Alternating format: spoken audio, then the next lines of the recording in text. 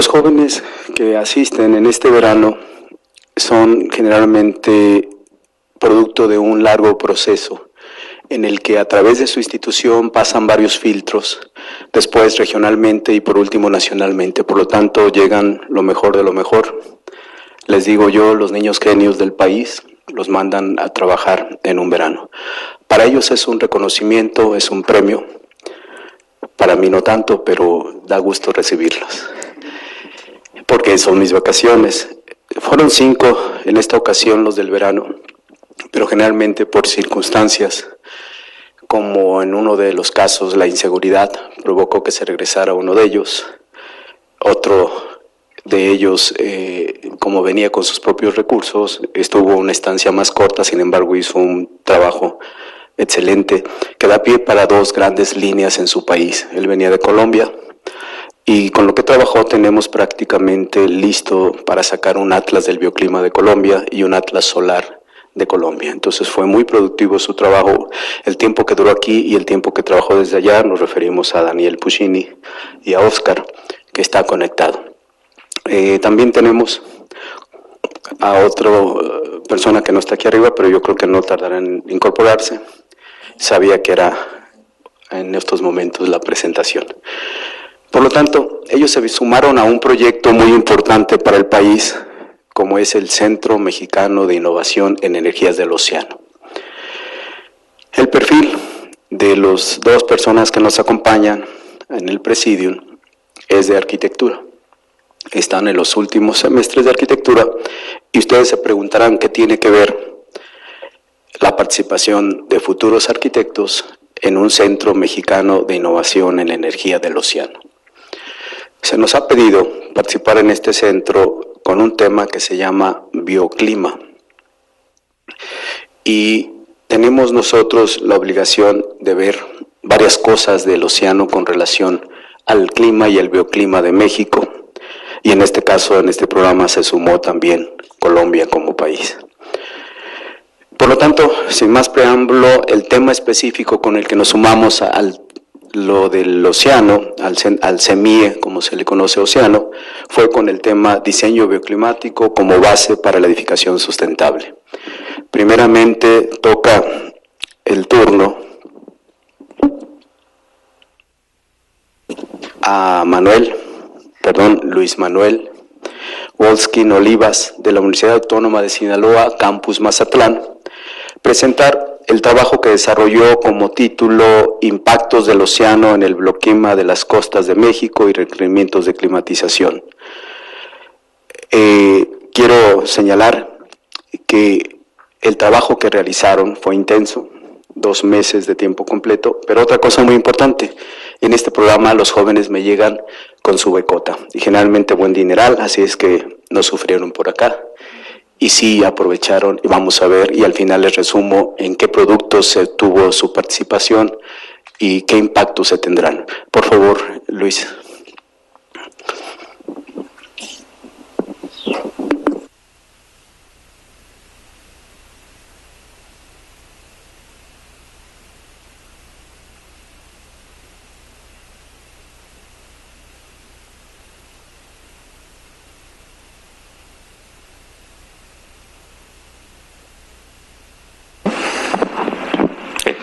Mi tema es impacto del océano en el bioclima de las costas de México y recomendaciones de climatización.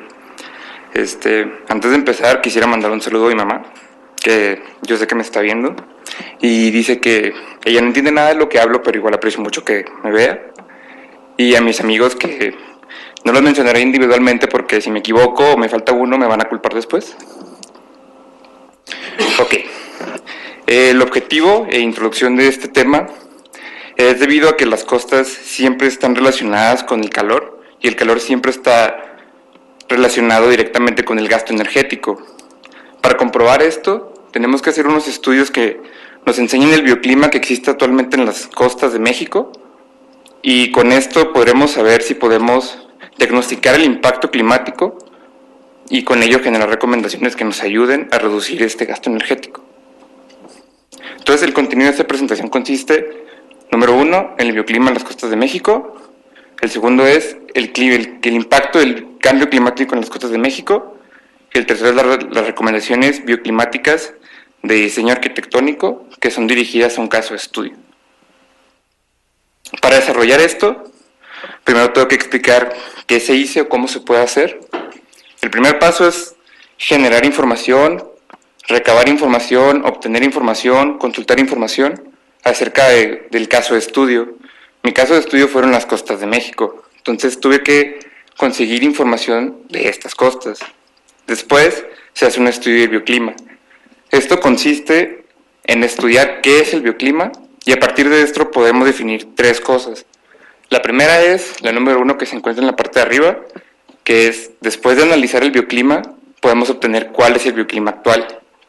Lo que yo definí en este primer apartado fue los bioclimas de las costas de México, como primer producto. Lo segundo que podemos definir es, después de tener el bioclima de las costas de México, generamos estrategias de climatización, de las cuales podemos destacar recomendaciones que nos ayuden en el diseño arquitectónico. La tercera cosa que podemos definir es el impacto del cambio climático a través de un diagnóstico del cambio climático y un escenario del cambio climático. Esto lo voy a explicar pasando la exposición.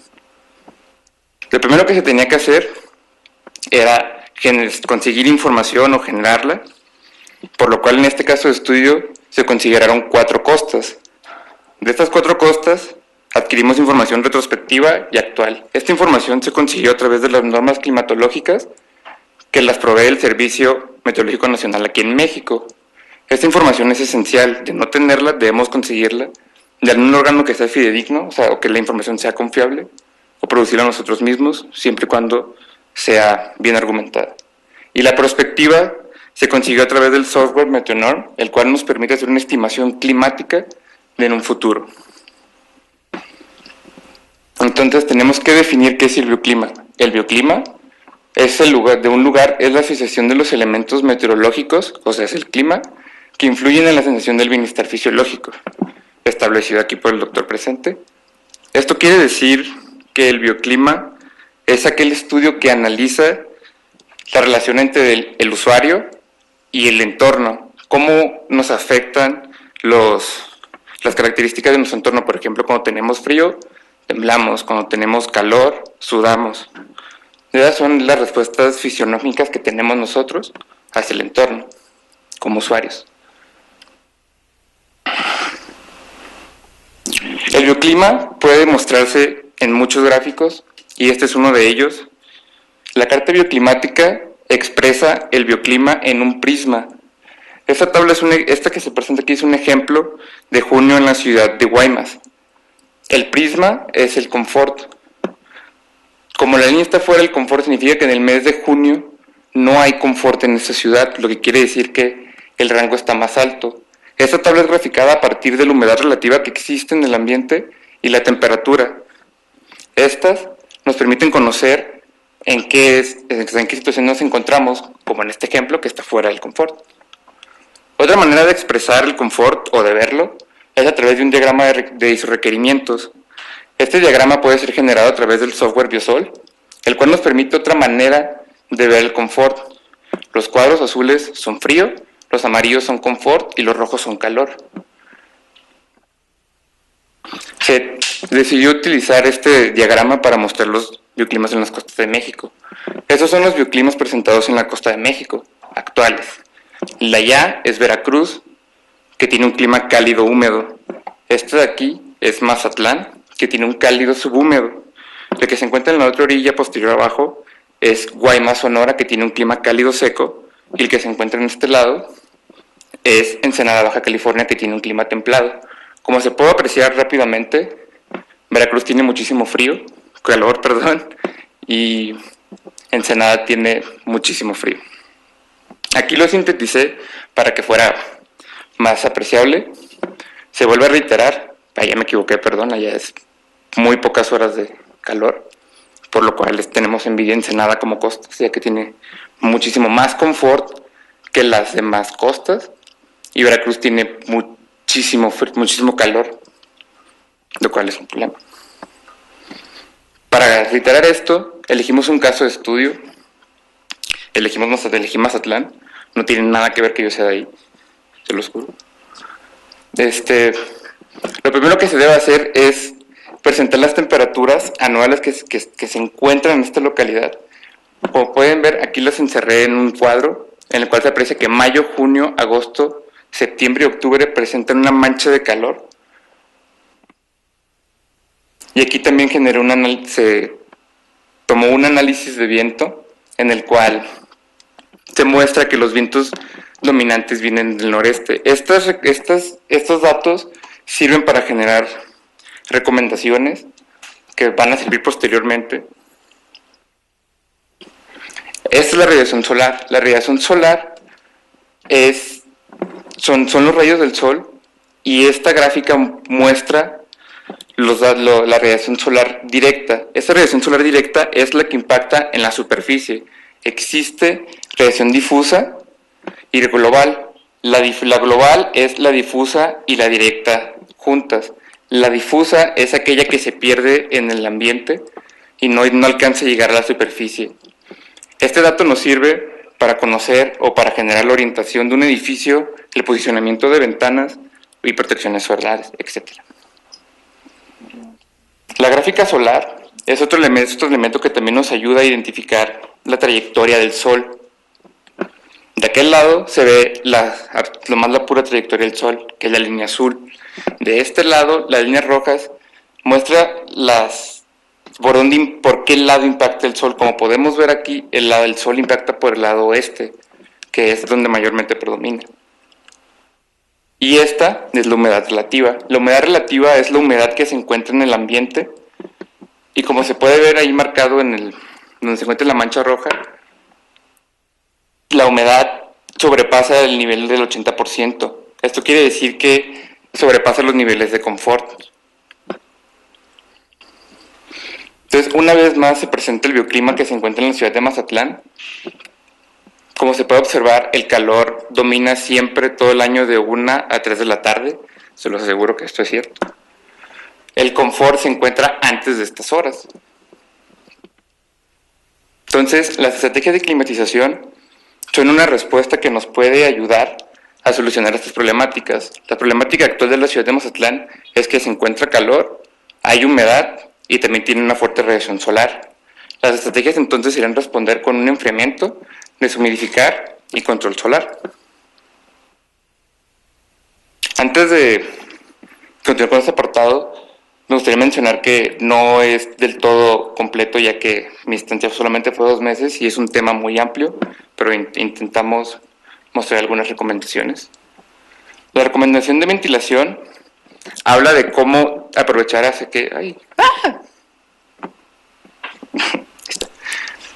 habla de aprovechar la dirección noroeste, que es de donde proviene el viento, y con esto la fachada que dé perpendicular a ese clima, paralela a ese clima, pueda ser de utilidad, como con este elemento, con una ventilación cruzada, la cual aprovecha de diferentes maneras el impacto del viento, o en tu caso utilizar el viento a través de otros sistemas como es el muro trombe, que permite sacar el aire caliente o la temperatura dentro de un edificio. Naturalmente se utiliza para generar calor dentro de una edificación, pero con unos cuantos ajustes también puede ser utilizado para sacar el viento dentro de una vivienda. La recomendación de aislamiento básicamente quiere decir que protejamos todas las fachadas que den al suroeste. Esto representa una dificultad, por lo menos en Mazatlán, donde tenemos la presencia de la playa. Entonces todos los hoteles quieren aprovechar siempre la vista hacia el atardecer, que da justamente hacia esa dirección. Lo que se puede hacer es utilizar dispositivos como celosías, pérgolas o faldones, los cuales nos ayuden a disminuir el impacto del sol, o en sí aprovecharlo de alguna otra manera. También se calculó la eficiencia ponderada. Esto quiere decir qué ángulo es el que más nos va a generar eficiencia. En las tablas que se encuentran de aquel lado, la línea azul representa el frío y la línea roja representa el calor. Donde estas intersectan sería el ángulo que más eficiente sería de poner estos elementos. El ángulo del alero, que es el de arriba, sería 50 grados y el del partesol serían 30 grados. Estos ejemplos fueron generados para la ciudad de Mazatlán. De querer utilizarlos en otra ciudad, es necesario realizar algunos ajustes que tengan que ver con el entorno del caso de estudio. La recomendación morfológica se refiere a que tengamos cuidado en la forma de trazar un edificio que sea lo suficientemente amplio en entrepisos para poder sacar el calor a través de aire y también la humedad. Y aparte el entorno, cuidar que los edificios no interfieran con los de los alrededores, ya que esto crea ráfagas de aire o quita sombras o genera sombras a edificios que tienen ya un planteamiento adecuado de la morfología. Este es un sistema deshumidificador, es parecido al muro Trump, lo que quiere decir que en la parte de allá, primeramente, ayuda a sacar el aire caliente que se encuentra dentro de una vivienda y posteriormente deja entrar el aire de algún otro método, ya sea inducido, y lo hace pasar por estas celdas que contienen un material desecante. Un material desecante es un material que puede ayudar a retirar la humedad que se encuentra en el aire. Los sistemas aquí mostrados son solo algunos ejemplos. Existen otros sistemas pasivos que pueden ser implementados. Una vez que ya tenemos el segundo aporte, podemos pasar al tercero, el impacto del cambio climático al bioclima de las costas de México. Esto quiere decir que podemos presentar un diagnóstico del cambio climático del periodo de 1951 a 1980, donde volvemos a presentar las ciudades de las cuales ya presentamos el bioclima actual, qué bioclima solían tener. Ahora presentamos un análisis, un escenario del cambio climático al 2050. Ahora se presentan qué climas pudiesen tener en un futuro en el 2050, o sea, 23 años. Aquí se lo sintetice. Ensenada tiene menos horas de confort y su temperatura máxima aumenta. Mazatlán también tiene menos horas de confort y tiene un aumento de la temperatura mínima.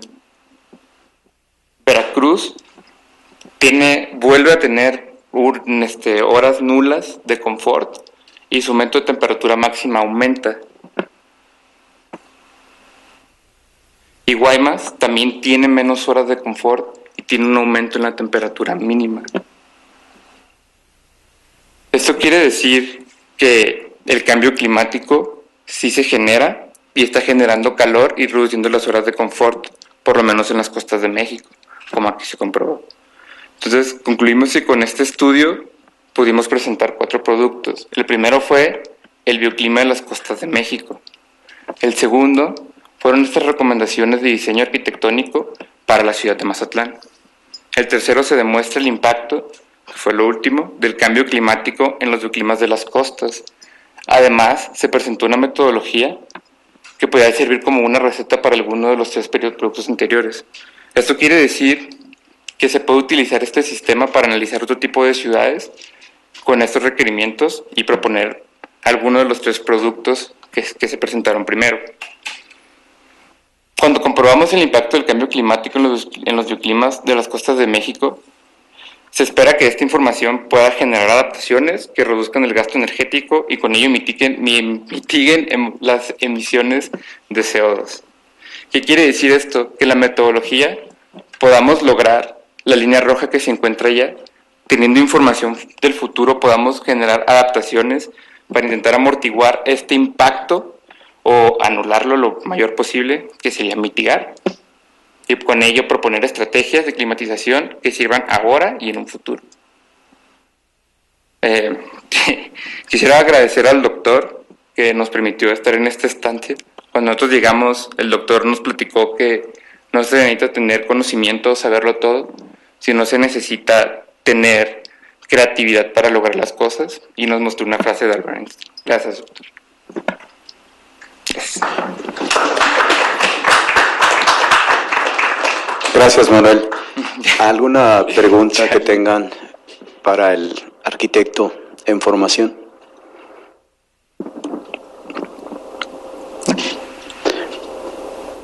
¿Ninguna pregunta, duda, comentario? Ingeniero, usted lo veo con ganas de preguntar. Es una bendición, pues, que los arquitectos se interesen en este aspecto del bioclimático. Mi trabajo es instalar equipos para lograr que se maneje unas temperaturas de confort, o sea, consumo de energía, o sea, contaminación ambiental en la generación de energías, en contra de la sustentabilidad. Entonces es muy importante. Mi opinión es que son los arquitectos los culpables en muchas de las construcciones de que se tenga esa gran cantidad de energía necesaria, porque por lucir en una fachada o alguna cosa así no se contempla los problemas de la insolación. Entonces me da mucho gusto que sean precisamente los arquitectos los que se interesen más en esta problemática, porque creo que tienen una gran responsabilidad en ese asunto. Gracias, ingeniero. Gracias. Antes de pasarle a que si tiene un comentario Luis Manuel, quiero comentar que el ingeniero tiene una amplia trayectoria, ha dirigido obras en el país, en la UNAM, ahora encargado de adecuación de los edificios del Instituto de Ingeniería, y por eso señala de que le ha tocado, creo que nos conocimos como en el 90 y tantos, cuando me tocó asesorar la norma para la eficiencia energética en edificios, donde él preocupado señalaba y le interesaba que se aplicara en varios de estos. ¿Algún comentario de su parte, Luis? No. ¿Cambió su visión como arquitecto, conocer de esto? ¿No lo cambió? Sí, de verdad yo también he cambiado mi forma de ver las fachadas. Estos sistemas no solamente modifican el diseño de un edificio interiormente, sino que toda su esencia, porque nos fijamos aún más en el usuario y en el entorno de este edificio, y eso es algo muy difícil de comprender. Por lo menos para mí fue muy difícil comprender el bioclima, pero ahora es muy satisfactorio conocer que esa es la primera herramienta que se debe utilizar al momento de diseñar. Sí, acá tenemos otra pregunta. Ahí viene el micrófono para los que están en el web. Hola, buenos días. Mi nombre es Eduardo Castillo. Tengo una duda que me surgió ahorita. ¿Qué tomarías tu prioridad en caso del ángulo de insolación o el ángulo para que entre el aire a una casa? En un momento dado, si tuvieras que elegir. Bueno, eso depende del estudio del entorno, porque todas las situaciones son diferentes, tanto en una ciudad como en un edificio. Entonces, eso ya se tomaría en cuenta al momento de hacer el previo análisis de tanto de la ciudad, del bioclima, y luego de la casa en específico, bueno, el del edificio en específico. ¿Y en su caso? Preguntan en su caso. En su caso sería, por ejemplo, tomar en cuenta el análisis del viento, que proponer que la fachada siempre dé hacia el lado del que más se puede captar. En caso de que en esa situación o en ese mes en el que hay poco viento, generar un sistema que induzca que se provoque viento, o algún híbrido. Esto quiere decir, de lo que él pregunta, que es más importante para usted el viento o el control del sol. Preguntó si era el viento o el sol. Me fui demasiado. El control del sol, porque el sol también puede ser, los dos pueden ser aprovechados como una energía, pero el sol el sol siempre es más presente que el viento. Entonces los dos. Tiene más impacto el sol. Muy bien. Le preguntan entonces, ¿fue los dos juntos o uno u otro? Sí, yo utilizaría los dos juntos, pero creo que el sol es más fuerte, más grandote. Sí, yo es lo que estaba pensando también. Sí, gracias. Gracias a usted. Un ejemplo en su tierra que se proteja del sol y se aproveche el viento. ¿Un edificio? ¿O qué? Usted decide, un ejemplo. Yo tramposo, la arquitecta contestar. Podrían ser las casas más antiguas que sí hicieron un pensamiento más adecuado de cómo aprovechar esto. Y algo que vemos en la playa cuando vamos. Las palapas. Tienen un ejemplo, las palapas que aprovechan las dos. Le conviene mucho ir a sentarse a tomarse una ballena. Esa es una cerveza, por si le preguntan. Gracias. ¿Alguna otra pregunta? Bien, pues entonces le agradecemos con un gran aplauso al Manuel su participación y les presumo los resultados de Manuel. En un corto tiempo, como fueron 2 meses, ha mandado a revisión y a consideración un par de artículos y ambos fueron aceptados. Así es que en 2 meses publicará 2 artículos de su estadía sobre costas de México y el impacto del océano y el bioclima, y además el impacto del cambio climático en las costas de México. Felicidades. Gracias.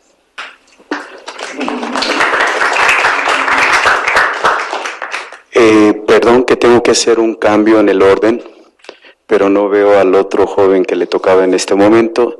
Si está de acuerdo la arquitecta, pasaríamos al tema de ella y luego cerramos con el joven Daniel Cabrera.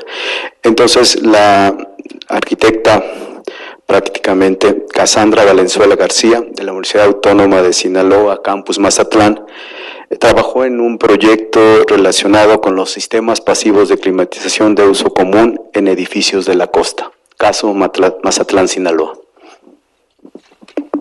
Bueno, muy buenas tardes. Mi nombre es Cassandra Valenzuela, también vengo de la Universidad Autónoma de Sinaloa, Campus Mazatlán. Prosiguiendo con el tema de mi compañero, también contestando al comentario del ingeniero sobre el impacto de las incidencias solares y cómo los arquitectos tenemos esa responsabilidad de mitigar el impacto y mitigar la generación de energía.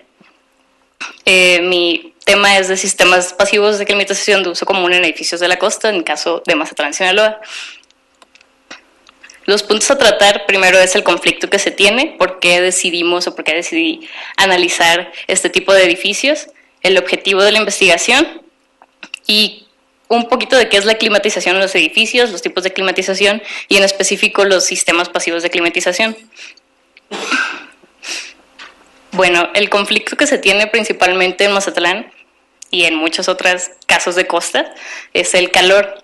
¿Qué es lo que pasa con el calor y las edificaciones que no son bien climatizadas o se recurre a sistemas de aires acondicionados para poder climatizarlas y tener un confort térmico?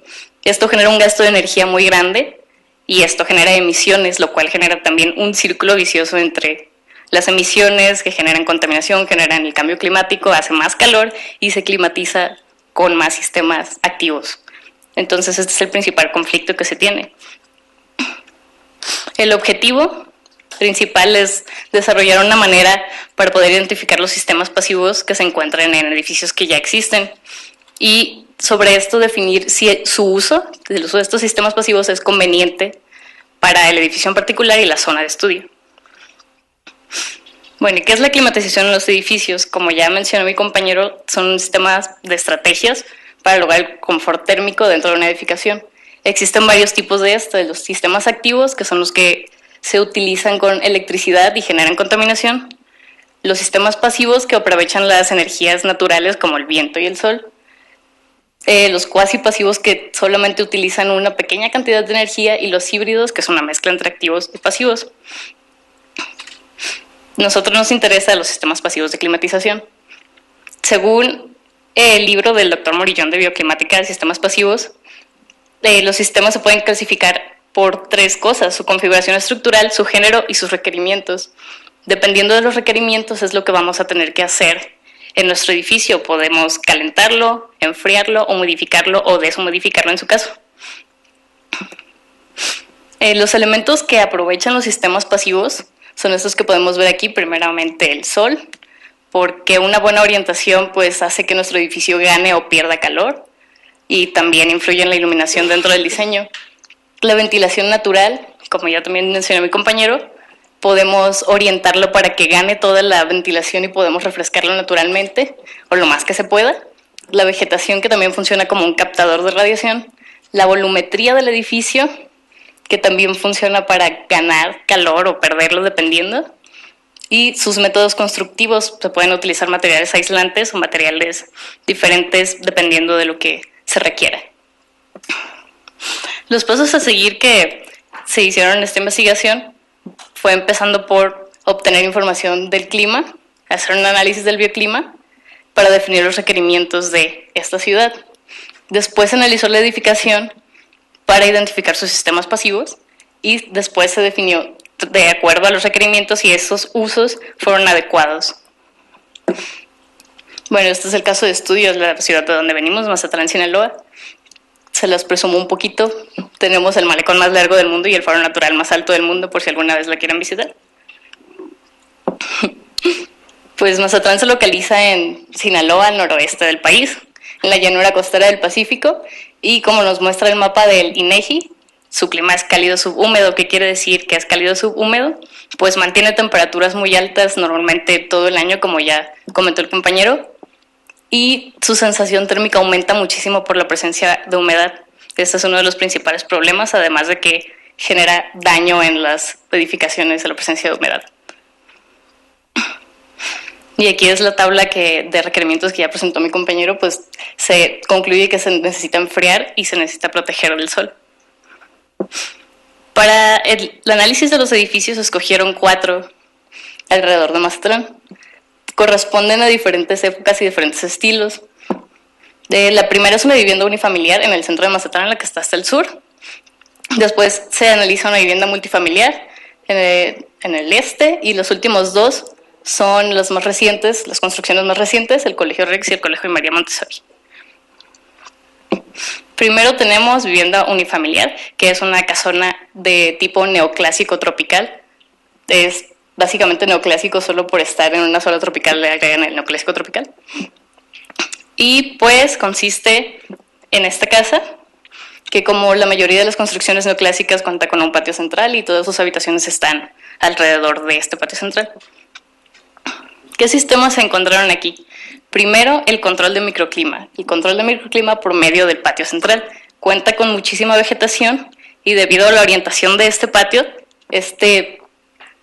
capta todos los vientos y refresca ese lugar. Además, tiene unas celosías, como podemos ver en la imagen de acá, y que dan justamente al patio central, entonces toda esa ventilación fresca puede penetrar en la casa.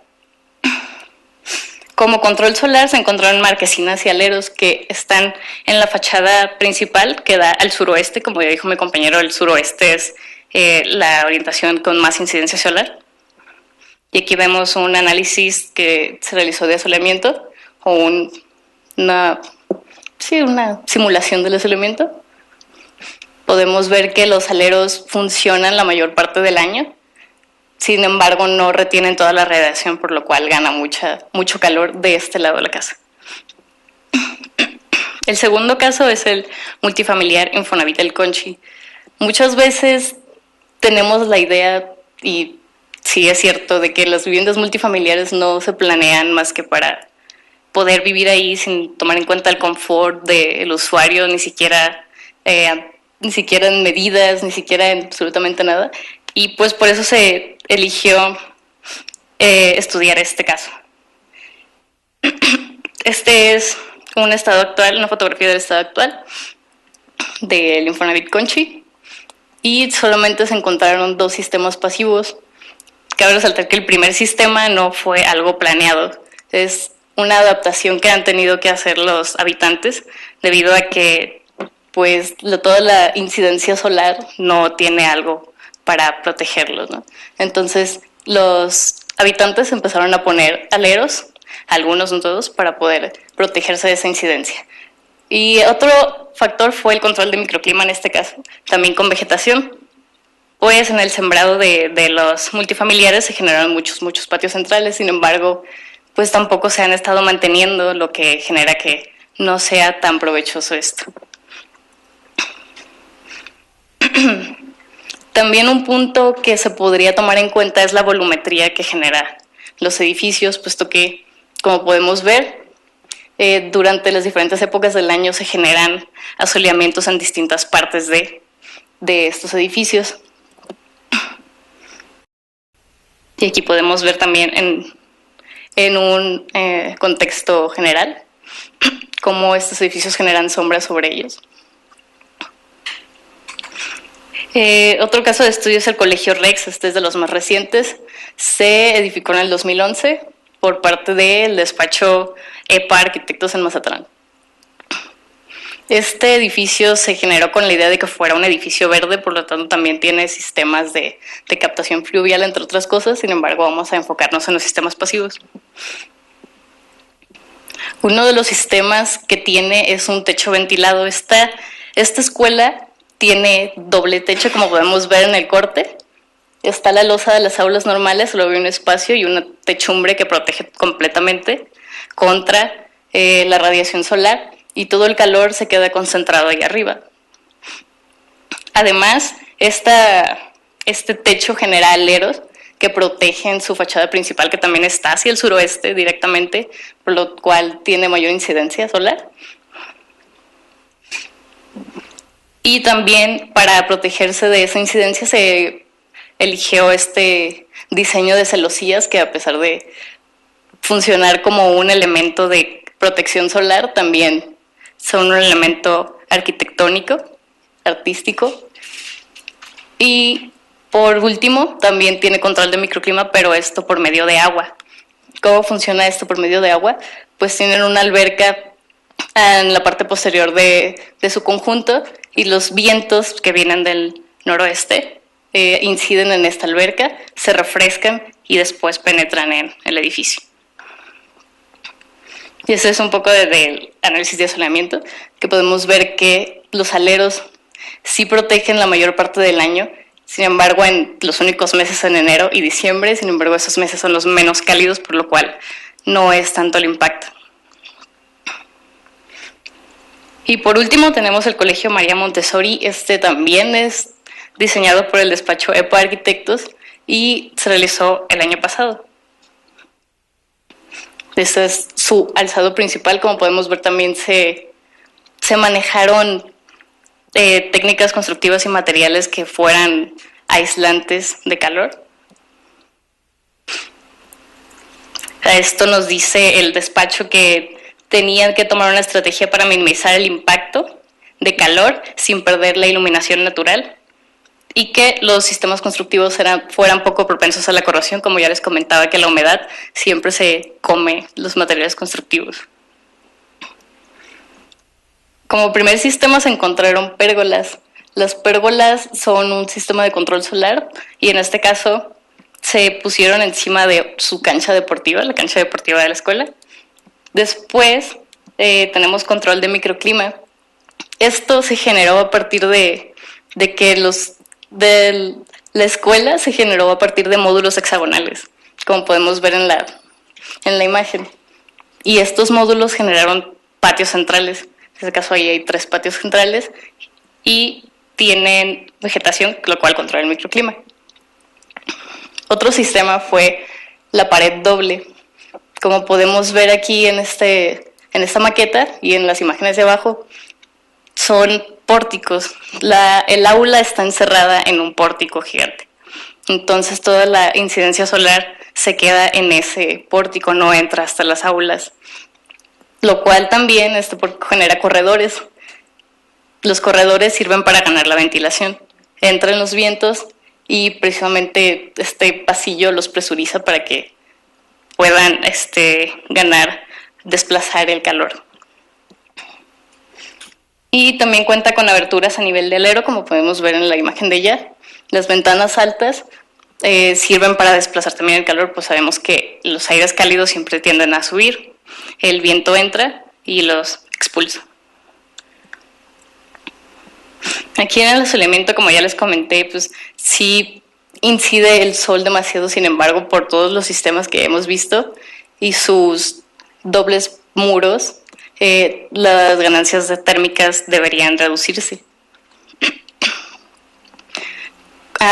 Por último, se engloban aquí todos los sistemas pasivos encontrados, que fueron 9, y las flechitas verdes significa que sí fue pertinente su uso, y por lo cual puedo concluir que el uso de todos los sistemas sí es pertinente, sin embargo, no es suficiente para mantener el confort térmico. Por ejemplo, en el caso del Infonavit Conchi, que cuenta con control de microclima y aleros, no es suficiente para mantener el confort porque no estuvo planeado y porque simplemente es demasiado el calor que hace.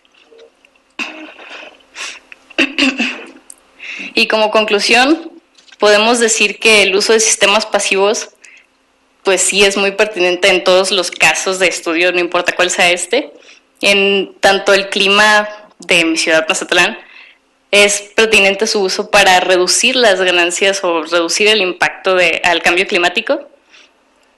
Y como aportaciones, pues se creó una metodología para identificar los sistemas pasivos y pues identificamos los sistemas que son bien utilizados en el clima cálido subhúmedo. Como seguimiento de este estudio, se pretende generar propuestas de adaptación de sistemas pasivos que ya estén establecidos, una adaptación para que pues, no ganen tanto calor, como es el caso del Infonavit Conchi. También comparar estos sistemas que encontramos que están utilizados en Mazatlán con otros casos de estudio que tengan climas similares. Además, se pretende definir el impacto térmico del uso de estos sistemas, cuánto ayudan a reducir el gasto energético estos sistemas y pues así generar cuál es el impacto y demás. Y aquí presento mi bibliografía y esto es todo.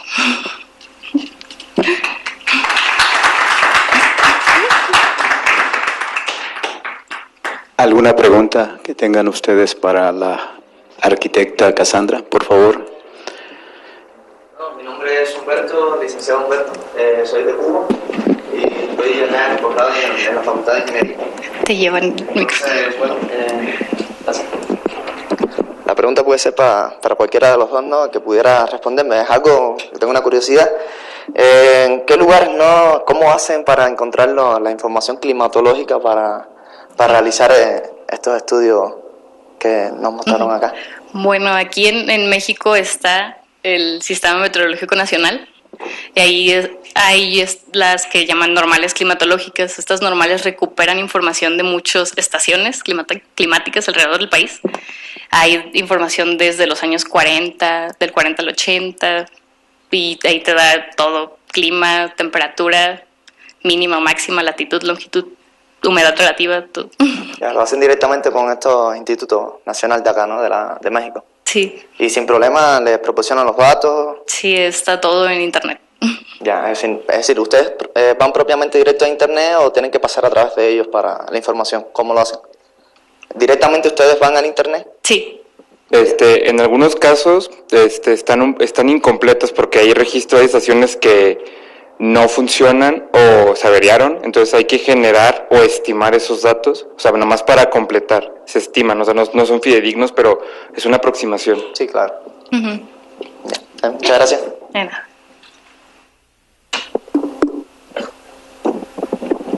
¿Alguna otra pregunta? Bueno, si no tienen...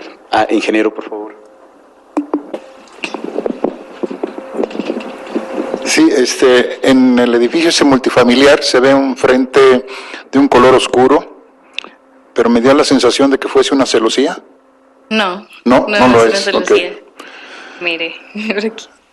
Afortunadamente en esas vistas de conjunto se ve que las azoteas son prácticamente todas de color claro. Uh-huh. Aquí en la Ciudad de México tenemos la desgracia de que todas las hacen de color terracota.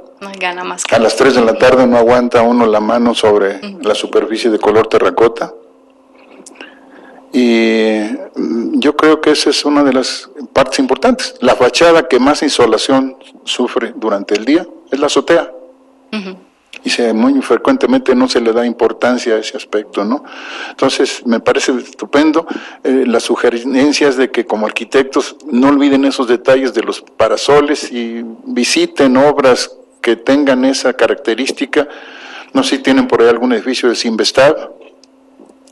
Hay un arquitecto, David Muñoz, que proyectó mucho con un criterio. Hay unas ventanas muy reducidas con un parasol y sus ganancias de necesidades de aire acondicionado son muy reducidas, pues precisamente al efecto de esos parasoles, ¿no? Felicidades por ese trabajo. Gracias. Y si no hay alguna otra pregunta, yo quisiera hacerle una a la arquitecta. Vimos una casona antigua y tenía algunos sistemas pasivos. Y luego vimos las tipo Infonavit y resulta que usted amablemente encontró que sí hay cosas que le ayudan, pero no tienen sistemas pasivos. Y luego aparecen dos proyectos al final que tienen elementos para integrarse o mejorar las condiciones térmicas de los edificios. Esos son 4 casos. Mi pregunta es, ¿y cuál es la realidad en la mayoría de los edificios de Mazatlán? La realidad en la mayoría de los edificios es que no se toma en cuenta para nada el uso de los sistemas pasivos o climatizar de alguna otra manera. Primero hacen que el edificio se vea bonito, que lo puedan vender porque es un puerto turístico, y después se preocupan por climatizar de la manera que encuentren. No hay un control realmente sobre este tipo de climatización. Yo recuerdo haber visto unos departamentos en la Marina, y muchísimos, y se venden y bastante caros. Tampoco tienen elementos de climatización pasiva. Hay algunos que sí los manejan. No estudié más casos por falta de tiempo, pero sí existen algunos. La mayoría de ellos no, pero sí existen. Bueno, y también es de aplaudirse, vi que en el caso que no había sistema, la gente los puso. Puso un toldo en su ventana y anda poniendo enredaderas porque se dio cuenta que eso no servía.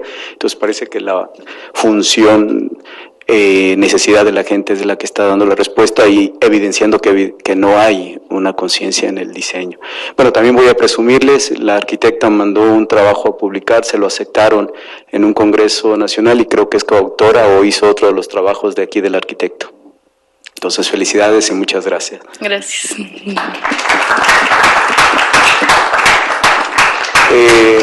Tenemos la tercera participación, todavía no lo veo, pero yo creo que por seriedad y respeto la vamos a abrir para presentarlo, porque se anunció el tema. Entonces, si nos hacen favor de abrir la otra presentación, no sé si lo quieren echar ustedes o me lo echo yo, porque sí está anunciado y ustedes vinieron también por todo el programa. Entonces vamos a platicar el otro caso.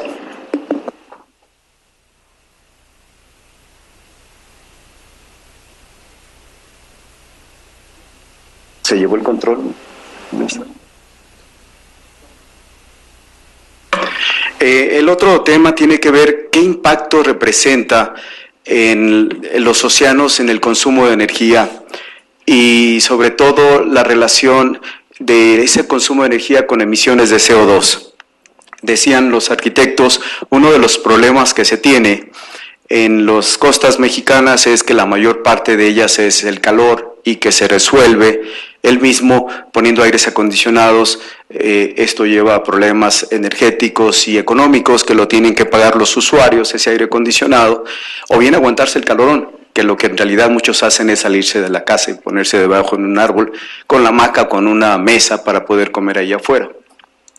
Y esto también implica CO2. Bueno, entonces, al hablar de esos edificios, la realidad nos la dio para cerrar la arquitecta Cassandra, de que los edificios en general no tienen considerado elementos pasivos, pero a lo mejor no es culpa tanto de ellos. Muchas de las empresas constructoras hacen un prototipo y lo plantan igual en cualquier parte del país, y no me atrevería a decir del mundo porque hay gente de Cuba. Ahí nos están oyendo los amigos de Colombia. Pero sí, constructoras de vivienda que igual hacen un prototipo y lo construyen en cualquier lugar, o también los corporativos que le llaman imagen corporativa y hacen el edificio igualito para todo el país. Nos hemos encontrado con que hay un impacto en el consumo y lo vamos a relacionar con las costas. Los edificios actuales, nosotros los vivimos en el caso de la Ciudad de México, en la zona urbana, la antigua, la nueva en Santa Fe, o bien nos vamos al norte o nos vamos al sur como es Chiapas, y encontramos que si no fueron edificios muy parecidos a los que usan en el mundo, tratan de hacer los que se parezcan. Pero hay necesidades por el clima. Ese edificio posiblemente en la Ciudad de México, que no es tan drástico el calor, representa menos consumo que en la costa. Vamos a ver si es verdad y qué fue lo que nos resultó. En los edificios del país representan lo siguiente. El problema es ambiental porque todo este pedazo que ven azul, casi el 90% de la energía que usamos en México proviene de hidrocarburos. Se queman gas, se queman otras cosas, entre también carbón, y entonces resulta que estaríamos reprobados en la sustentabilidad. Nuestra energía no tiene nada que ver con la sustentabilidad. Recursos que se agotan, recursos que contaminan. Y de ahí los edificios representan una quinta parte. Muy cuestionado el dato, nos dicen porque los edificios no solo tienen la tarifa doméstica, sino que también tienen la comercial. En México es la doméstica es la 1 hasta la 1D, F y todas las letras que alcancen, que tienen que ver con entre consumo y subsidio.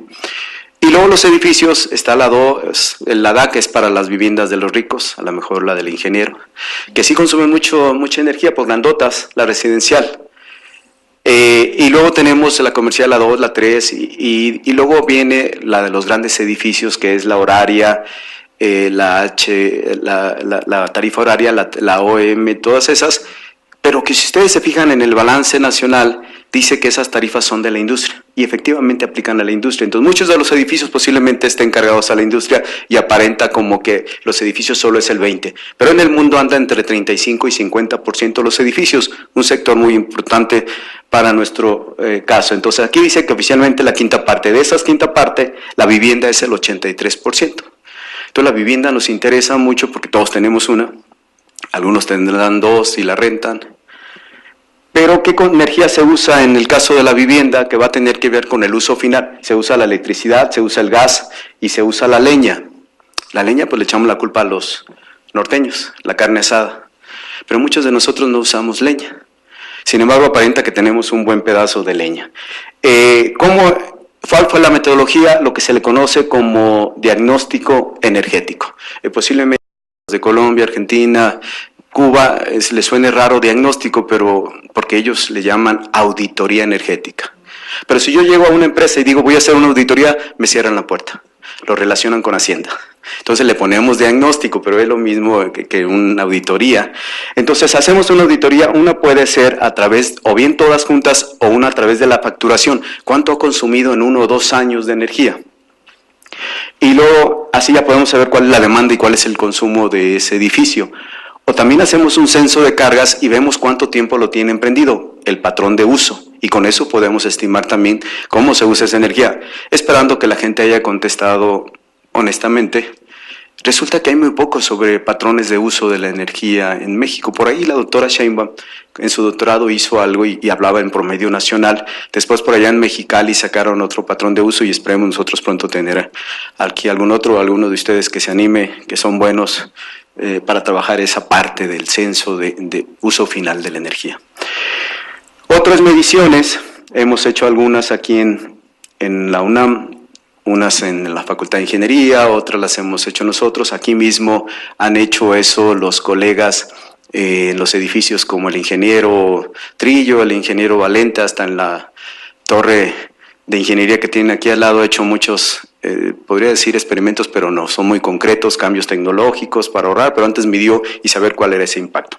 Bueno, entonces ante eso también podemos generar indicadores y poder saber cómo están, y aquí tenemos el caso de la vivienda. Aquí me voy a detener para mostrar qué pasa con la vivienda en el caso de la costa.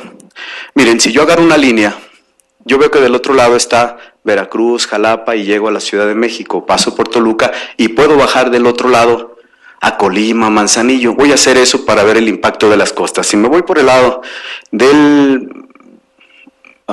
Golfo de México, tendría que por aquí anda Acapulco, que anda en 1.42.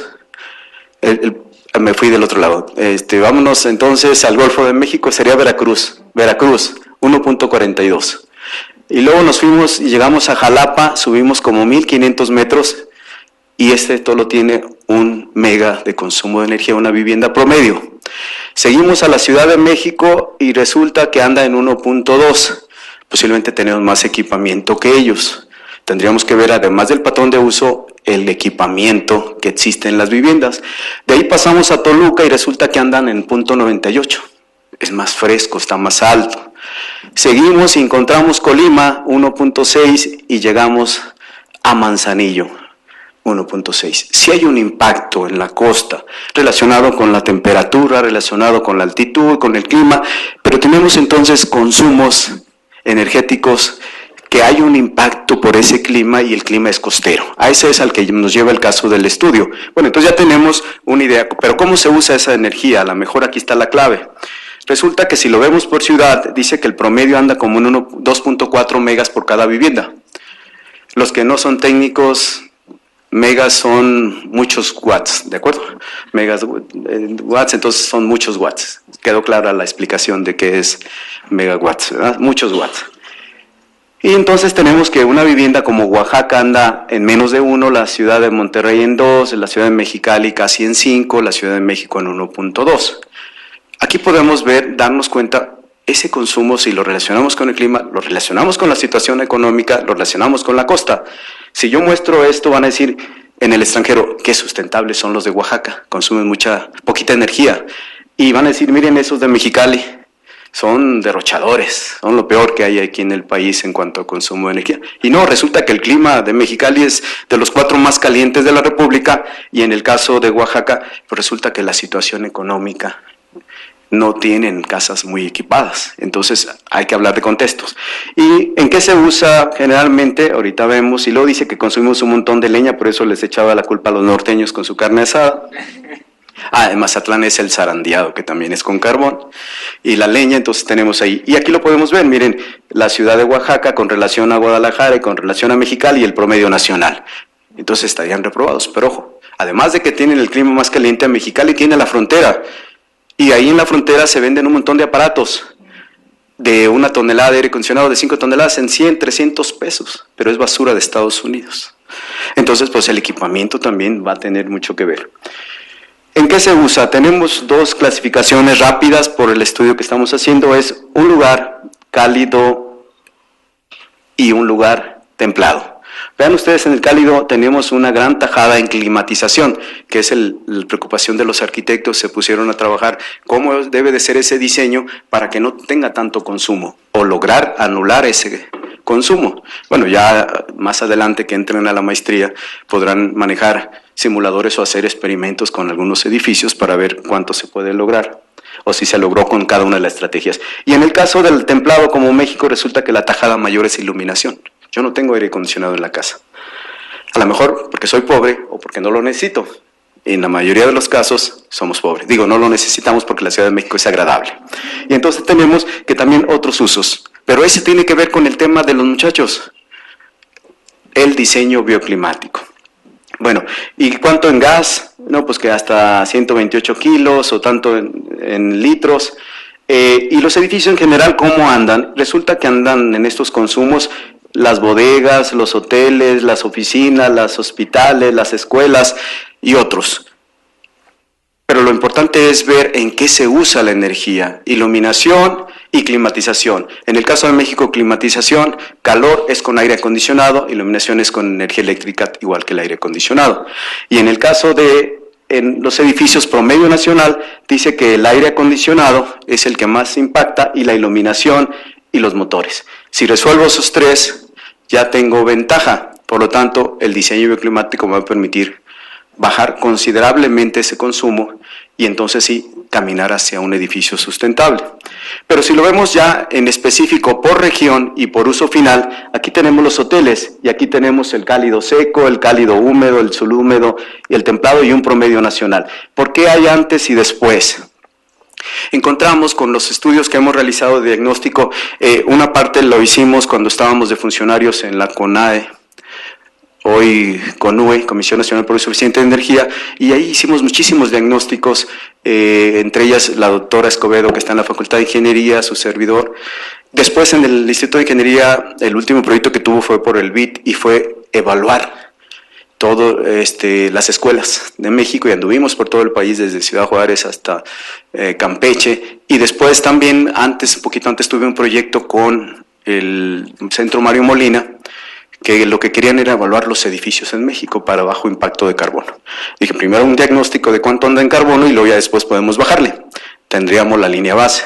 Entonces, con todos esos diagnósticos llegamos a encontrar que los edificios antes del 95, ¿y por qué 95? Porque en 95 empezaron a aparecer las normas para la eficiencia energética y de ahí en adelante muchos edificios ya nacieron más eficientes. A ustedes no les preguntan si quieren una lámpara ahorradora, ya hay en el mercado lámparas ahorradoras, no les preguntan si quieren un refrigerador, una aire acondicionado eficiente, ya tienen una norma y ahorran energía. Sin embargo, ahí fue unas cuantas empresas y se pusieron de acuerdo. Pero en el diseño, ¿por qué no ha avanzado? Simplemente, si hay más arquitectos aquí, si no, aquí tenemos 2 fábricas de edificios y para poner de acuerdo a todas las fábricas del país, va más lento el proceso de ahorro de energía con el diseño. Y entonces, cuando hubo esa parte de la norma, aparecieron edificios más eficientes que no nos preguntaron. Los equipamos con eso y por lo tanto bajó ese promedio nacional y en cada clima. Vean ustedes lo que pasó. Resulta que lo más que consume energía son los edificios en el clima húmedo, cuando se podría pensar en el cálido seco, y resulta que los resultados en el caso de los hoteles nos dicen que es en el húmedo, el tema que nos ocupa por la relación océano, clima, impacto en consumo de energía. ¿En qué? Aquí dice el cálido, el templado consume un porcentaje que no alcanzo a ver nada de aire acondicionado, y el cálido húmedo dice que anda en otra cosa que no alcanzo a ver, pero dice que es mucho el consumo de energía en climatización. Luego les digo dónde está el documento para que sí alcancen a ver ustedes. Yo ya estoy viejo bombo y entonces ya no veo. Bombo, nada más. Entonces ya tengo yo que no veo y ahí dice un número, ¿de acuerdo?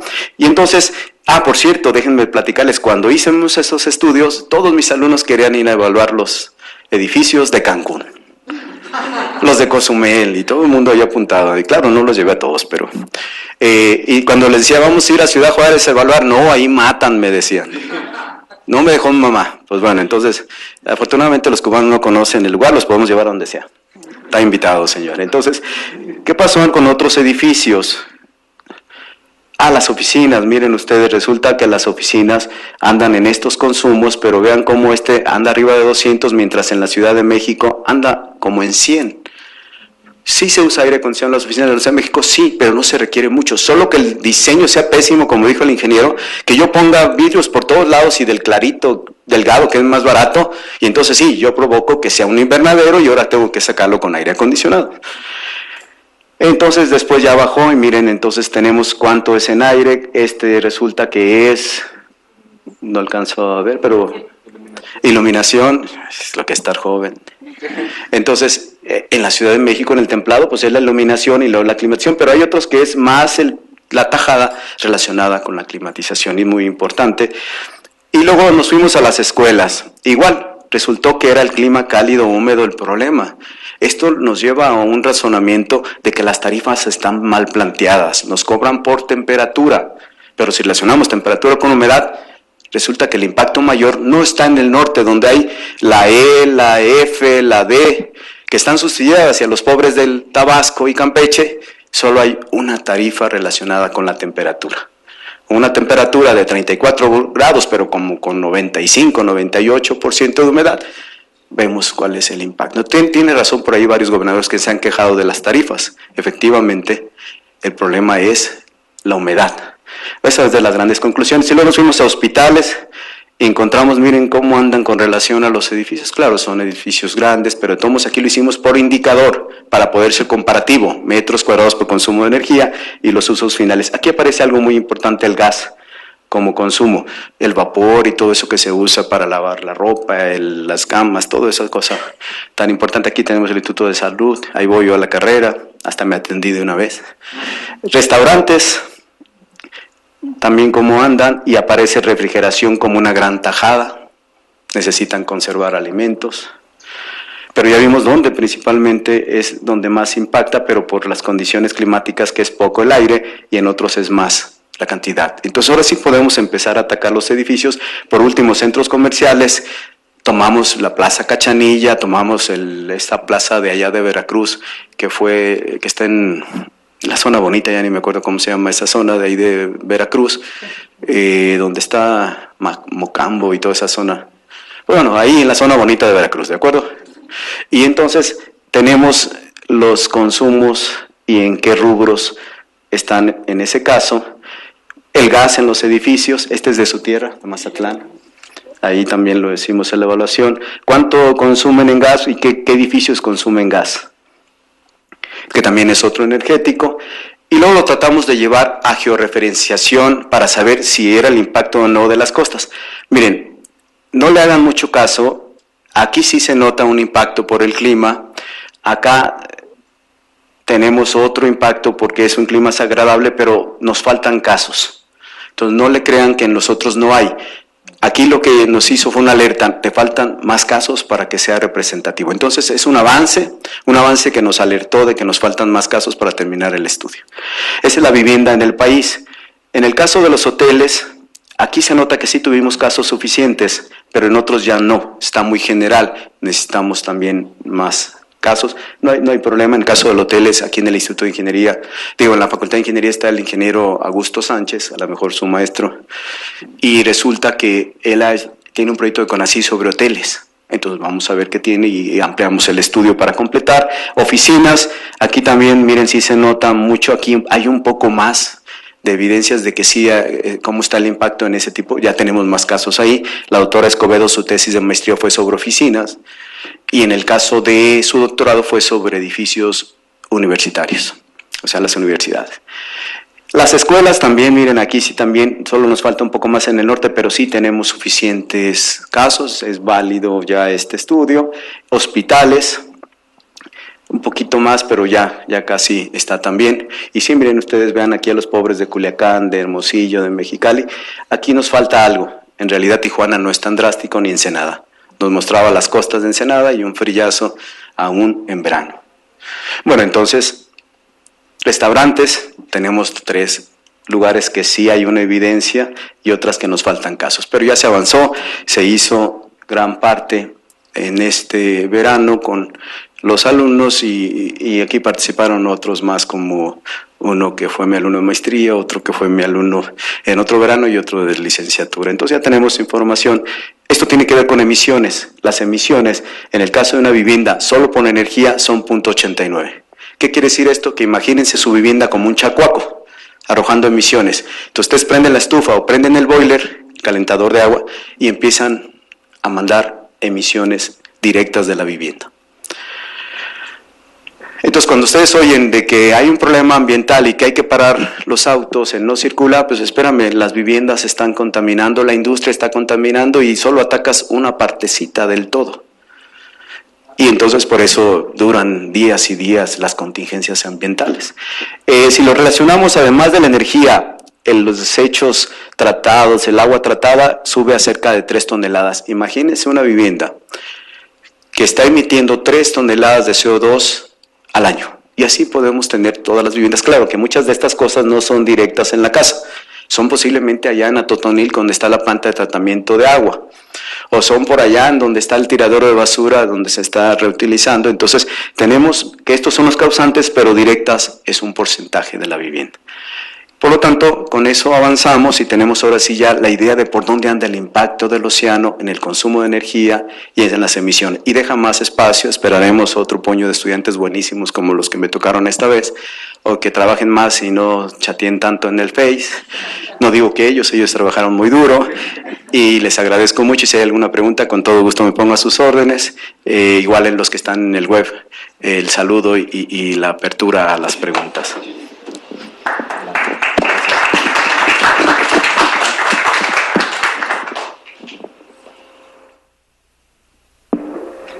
Si tienen alguna pregunta, con todo gusto. Acá tienen una pregunta, la maestra, por favor. Muchas felicidades. Gracias. Muchas felicidades. Yo vengo de la empresa, pero salí de la UNAM. Y una de las preguntas que me hago es que si han servido las certificaciones LEED, EDGE, las mesas de bioclimática para reducir estos impactos. Estaba diciendo antier en una mesa el profesor Molina que realmente los autos con él no circula, que es lo mismo y nada, ¿no? Porque pues están las emisiones de los basureros y está la falta de estrategias para las estufas y los boilers en las casas, que ese es todo un tema. Y la industria. Fíjense que cuando mostré el consumo de energía de edificios, estaba la industria y estaban el sector de los edificios. Si ustedes suman la industria y el sector de los edificios, es mayor que el transporte. Evidentemente, entre los 3 es el transporte, pero sumado a los otros, me da mucho más que el transporte. ¿Y qué se puede hacer al respecto? Lo que me interesa es lo del LEED y estos INCIDE o mesas de bioclimática, y por qué no los utilizan los desarrolladores, porque a Conue Canadevi no le hizo caso. Mire, los sistemas de certificación nacionales tienen alguna base. Hay algunos como el de la Ciudad de México que ha estado un poquito atorado y algunas cosas no claras, pero ha ido caminando con algunas certificaciones. Está el de CONAVI, está la norma que salió por Semarnat, pero esa es voluntaria. Entonces, cuando algo es voluntario, pues ¿quieres comer brócoli? Dicen al niño, y pues claro que no. Entonces, pues están algunos programas y ha ido caminando la certificación muy lenta. Ha invadido los extranjeros. El problema de los extranjeros es que no están contextualizados. Y si me dicen los jóvenes, si yo meto viento, ya no necesito aire en esta parte, y resulta que si no pongo aire, ese sistema me castiga porque no tengo el aire acondicionado que se requiere según su sistema. Entonces, muchos de esos edificios tendríamos que ver, primero esta base de datos, donde vemos el promedio consumo nacional y regional, y después, ya que está certificado, ver cuánto consumen. Y estoy segurísimo que varios de ellos aumentaron su consumo. Buena intención, pero falta contextualizarlo. Porque para el mismo país que se generó el caso de Estados Unidos, Inglaterra fue el primero con su GREN, que después lo copió algo LEED, tampoco está contextualizado, porque igual certifica un edificio en Nueva York que en Florida o que en Arizona, y nada que ver los climas. Claro, ellos tienen una ventaja, ellos sí están climatizados artificialmente para el calor y para el frío. Pero ¿quién de aquí tiene aire acondicionado en sus casas? A lo mejor los ricos de Sinaloa. Pero los demás, el ingeniero Valente no tiene aire acondicionado en su casa, es profesor igual que yo de acá. ¿Alguien de aquí tiene aire acondicionado? Pues no, a lo mejor porque no lo necesitamos. Al contrario, yo lo que tiene es frío en su casa. ¿Por qué? Porque el arquitecto vive en el desierto de los Leones. Entonces ahí el pobre, ahí por eso lo ven todo tapado. Y entonces resulta que si esa es la base, la línea base, con ese puedo medir. Y ahora sí, tienes todos los sellos del mundo, vamos a ver cuánto tu consumo. Y resulta que muchas de las veces aumenta el consumo. Pero luego son muy cerrados y no me han dejado ver los resultados de cuánto es el consumo de esos edificios con todos los sellos del mundo, todos los premiados, para ver si realmente están teniendo un impacto. Y yo creo que sería bueno para todos, porque podemos ajustar esos programas a que sí haya un beneficio real, y no solo imagen de que tiene sellos, de que es muy bueno y que todo el mundo lo aplaudió y que le costó un dineral el sello, porque cuesta un dineral. Pero bueno, entonces ese trabajo ya le tocará también aquí a los jóvenes. Amenazan con volver a una maestría a la UNAM, y entonces pues ya tendremos ahí tema para el trabajo. Entonces es en general, no sé si contesté y ya me eché todo el rollo, y si no hay ninguna otra pregunta, sí me gustaría que me acompañara. Acá hay otra pregunta.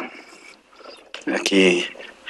Yo estudié Ingeniería en Energías Renovables en el Tecnológico de Huichapan. Okay. Nosotros llevamos una materia que se llama refrigeración y aire acondicionado, donde aprendimos pues a calcular lo que son los aires acondicionados. Dentro de varios viajes que hicimos por la institución, yo me pude percatar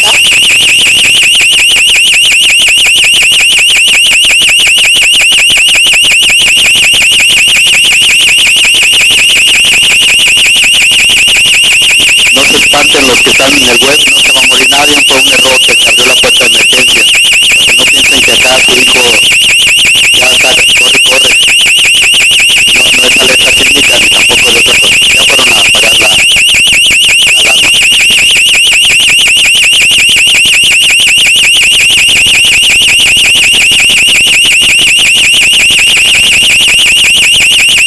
Yo creo que ya despertamos todos, ahora sí ya lo pueden apagar.